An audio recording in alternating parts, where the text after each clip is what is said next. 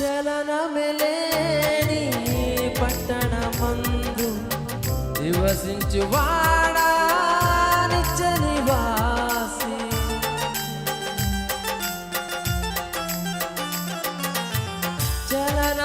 చలనమెలేని పట్టణమందు నివసించువాడా నిత్య నివాసి.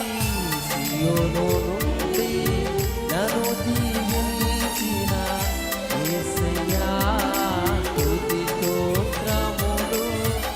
సియోను నుండి నన్ను దీవించిన యేసయ్యా స్తుతి స్తోత్రములు. ఎన్నో మేలులు చేసిన ప్రభువా నీకే నా స్తుతి స్తోత్రములు. ఎన్నో మేలులు చేసిన ప్రభువా